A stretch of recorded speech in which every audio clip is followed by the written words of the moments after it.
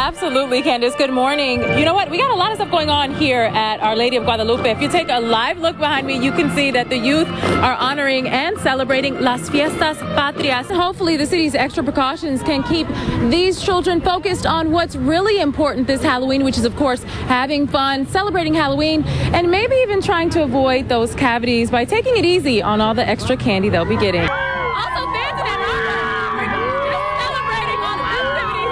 Let's take it now to Mark Jacobson, who also has a look at the fair.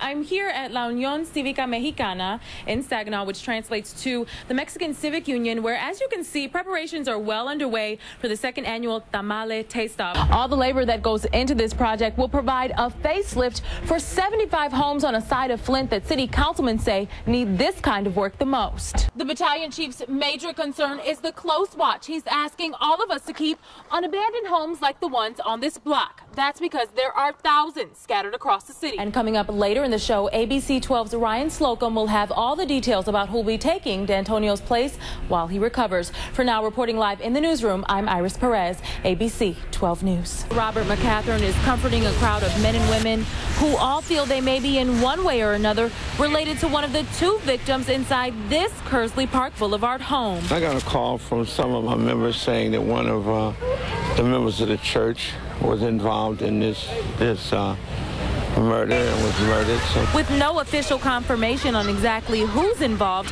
he's focused on the crux of the matter. Violence breeds violence, so our concern is how do we help them mediate, how do we help them process. Many waited hours to try and learn just what happened and if the rumors were true. I feel real bad. I can't even find the words to say how bad I feel about it. Either way, many are simply tired of the crime. An atmosphere of just pain and misery that we see over and over in the city of Flint. Flint police say although this 28-year-old woman is in pain, she's actually lucky. They say she jumped out of this third-story window Sunday morning to avoid being sexually assaulted. The 6 paramedics who tended to her at the scene will not detail her injuries, but expect her to be okay. Just after they drove off to take the woman to the hospital, police kicked in the door of the apartment she was in. They arrested these 2 men, one of whom they say is responsible for threatening her. But the woman's jump isn't only a concern for her and her family, it's also a concern for her neighbors. Erica Jett has been living in the same complex for about a year and says the domestic concerns are nothing new. As for how she feels when she's home, not comfortable. I really don't be there. Too much stuff going on, fighting and all of that. She often stays with her mother Rita in the building next door, who is now worried about her daughter's safety. I'm not going to want her over there. As for what Erica's going to do from now on, just be looking out, basically. Pastor Robert McCathern and his congregation are focused on preventing the crime that's taken the lives of people they love. It was his dad who was shot 8 times. One by one, those that have lost friends and family to violence stood during Sunday's service to acknowledge the importance of the church's Violence No More initiative. This city does not have a lot of resources that teaches people nonviolence, so they've grown up learning violence as a means of survival. The initiative aims to teach young people alternative ways to resolve conflict and to keep mothers like Evelyn Turner from grieving. My mother is resting in peace. You guys, please live in peace. Turner just lost her daughter to gun violence 2 weeks ago here on Flint's East Side. From experience, she passes on this advice to parents. Get to know your children, get close with them, keep them close to you, know their every move.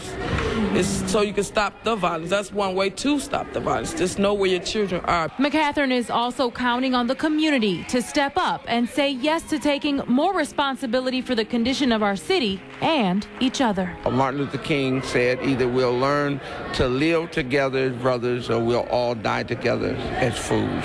To learn about how you can take part in the Violence No More initiative, visit our website, abc12.com. In Flint, Iris Perez, ABC 12 News.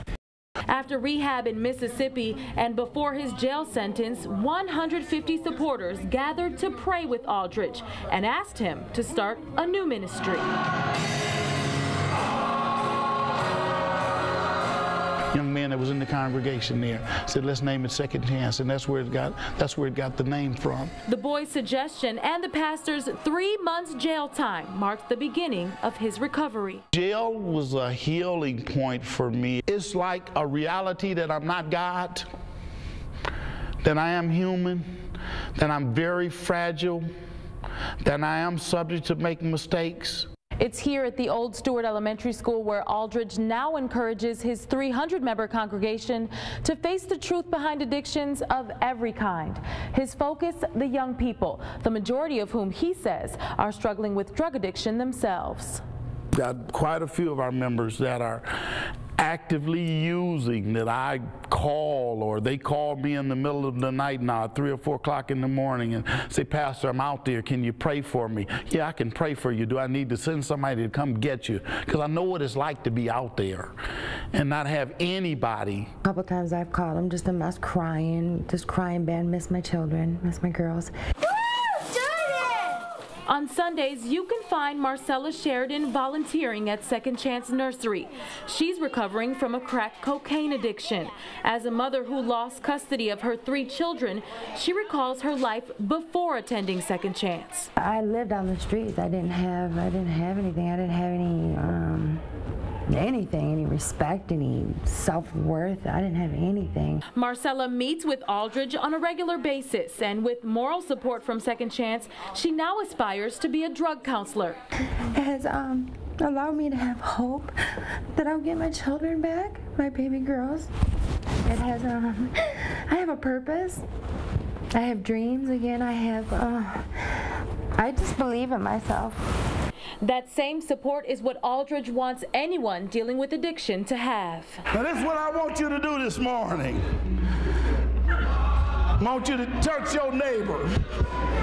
Tell them the reason why I'm sitting next to you this morning is because I got something I think you need. I think you need a boost. Whether it be drugs, whether it be sex, whether it's overeating, whether it's shopping, whether it's lying. Now, I'm not going to sit here and just say to you, come give your life to Christ and everything's going to be okay, and you're going to throw down your crack pipe, or you're going to throw down your marijuana, and some folks would have you to believe that, but I've been there. I needed to go to treatment. I needed to find out why I was angry. A lot of people, I think, say if God can heal him, and if God can pick him back up and stand him up and still work with him, then I believe he can do the same for me.